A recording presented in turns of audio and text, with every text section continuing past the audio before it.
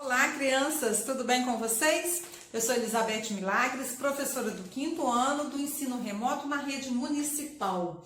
Olha só, hoje é quinta-feira, dia 9 de setembro. Nós estamos então na nossa videoaula de número 14. Hoje, meus queridos, nós vamos falar de resolução de problemas envolvendo as 4 operações. Olha só, adição, subtração, multiplicação e divisão. E também nós vamos analisar, tabelas e gráficos para responder questões, tá certo?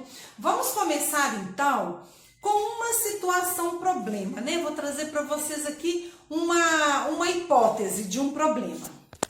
Então a situação é a seguinte, olha, a mãe de João Carlos comprou um celular para ele assistir as videoaulas, tá? E esse celular custou R$ 1.800. Só que ela vai pagar em 4 prestações. E aí, ela já pagou 3. Olha só, ela já pagou R$ 320 na primeira prestação, ela pagou R$ 350 na segunda prestação e na terceira ela pagou R$ 380. Então, agora eu quero saber, nós queremos saber de quanto será a última prestação, a última parcela que ela vai pagar nesse celular. Então, meus queridos, preste atenção. Nós temos aqui 2 informações importantes. Nós já sabemos quanto custa o celular e nós já sabemos que ela pagou essas 3 parcelas. Primeiro, eu preciso saber quanto que ela já pagou ao todo, para depois eu descobrir quanto que falta. Então, eu vou aproveitar essas 3 informações que eu tenho e vou fazer uma operação, para eu descobrir quanto que ela já pagou. Que operação que eu vou fazer, hein? Eu vou fazer, meus queridos, uma adição. Vamos lá, então. Então, olha só, quando eu somo esses 3 valores, eu vou encontrar 1.050, ou seja, nessas 3 parcelas que ela já pagou, ela pagou 1.050 do valor total do celular. O total do celular é 1.800. Agora eu vou fazer uma outra operação que é a subtração. Eu vou diminuir esse valor que ela já pagou. Vamos ver então quanto que vai ficar faltando. 0 eu posso tirar 5? De jeito nenhum, meus queridos? Então eu pego emprestado. E aqui 7. Ou seja, a última prestação que ela vai pagar vai ser de R$ 750. Olha, meus queridos, para resolver esse problema eu precisei fazer 2 operações, perceberam? A adição e depois a subtração. Então, quando vocês fizerem a leitura de uma situação problema, pega lá o lápis e vai anotando as informações que o problema te dá. E nesse caso aqui, nós tínhamos 2 informações, o preço total do celular e quanto ela já tinha, pago no celular, tá certo? Tem que ter muita atenção na hora de resolver os problemas. E aí nós vamos depois escrever a resposta. Na hora de você escrever a resposta, você volta lá no problema, leia novamente a pergunta. A partir da pergunta, você formula a frase que vai ser a sua resposta, que é para você escrever sempre uma resposta completa nos problemas, tá certo, meus queridos? Meninos, quem é aí que lembra, dos termos das operações? Quando a gente fazia lá uma adição e tinha que escrever os termos. A adição qual era? Primeira parcela, segunda parcela, soma o total. E da subtração, como que era o nome dos termos? Alguém aí lembra? Olha só, vou colocar aqui. Minuendo, subtraindo, resto ou diferença. E aí, meus queridos, esses termos podem aparecer numa situação problema para você resolver. Olha essa daqui. Então, eu tenho aqui que o minuendo é o triplo de 142. E o resto é a metade de 600. Eu quero saber qual que é o termo que está faltando. Então, nós vamos descobrir. O que quer dizer o triplo? É que eu multipliquei por 3, 3 vezes. Então, 142 vezes 3, eu vou encontrar 426. Aí, eu já sei que o minuendo é 426. O resto é a metade de 600. Precisa fazer a conta?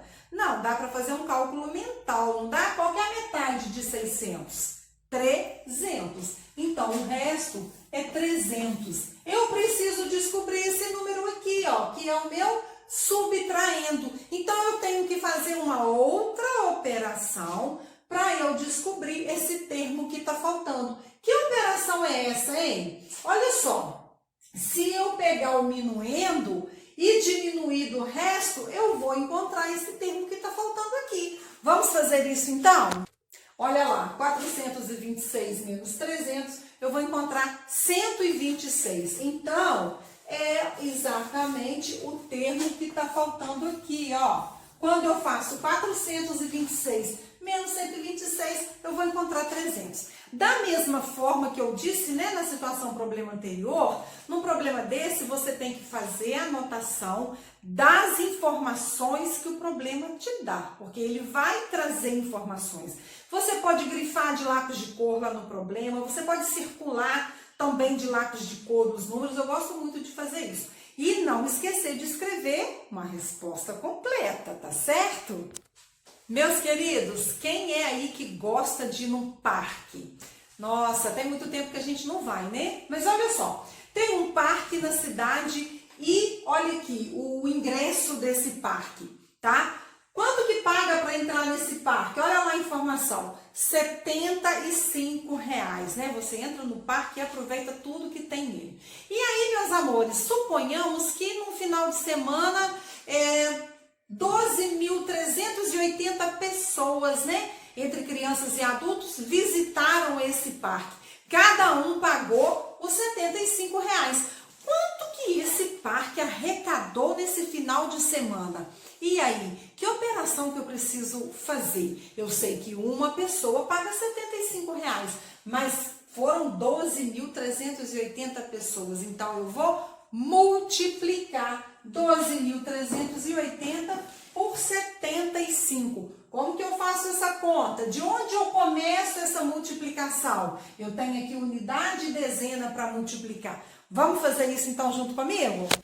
Olha só, já multipliquei aqui os 5, porque eu vou começar da unidade. Agora eu vou multiplicar a dezena, né? No 7 não está na dezena, então eu coloco um 0 aqui. Agora sim, 7 vezes 0 é 0, 7 vezes 8 é 56, vai 5 lá em cima. 7 vezes 3, 21, 21 com mais 5, 26, vai 2 agora. 7 vezes 2, 14, 14 com mais 2, 16, vai 1. 7 vezes 1 é 7. Com mais 1, 8. E agora, meus amores, o que eu faço com isso aqui? Eu tenho que somar. Gente, uma dica aí, hein? Quem tá com dificuldade na multiplicação, aproveita o tempo disponível em casa, estuda a tabuada, tá?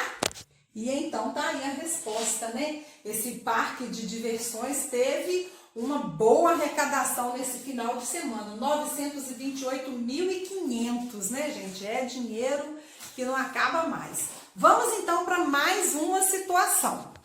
Agora eu trouxe para vocês, meus queridos, essa tabela que está mostrando, né, a população de 3 estados brasileiros, os 3 estados mais populosos. Olha só, São Paulo vem em primeiro lugar, né, seguido de Minas Gerais e depois Rio de Janeiro. Qual que é a população, então, de São Paulo? Olha só, 46.649.132. É muita gente, não é? Estamos falando aí da classe dos milhões, né, meus amores? Que a gente já estudou esses números maiores, não é verdade? E a população de Minas Gerais? Olha só, 21.411.923. E aí vocês vão ver do lado ali também da tabela que esse número pode ser escrito daquela forma, olha só, 21,4 milhões, 46,6 milhões e 17,4 milhões. Mas se eu perguntar para você, qual é a diferença da população de São Paulo e Minas Gerais? Então, você precisa fazer uma operação. Quando eu falo qual é a diferença, né? Lembra lá do minuendo, subtraindo, resto ou diferença? Então, quando fala de diferença, não tenha dúvida que a operação é de menos.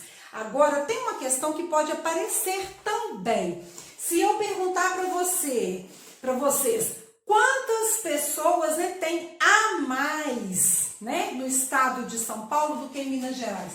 Quando eu digo a mais, Gente, tem que tomar cuidado, porque senão você vê a palavrinha mais e acha que você vai somar. E não é nada disso.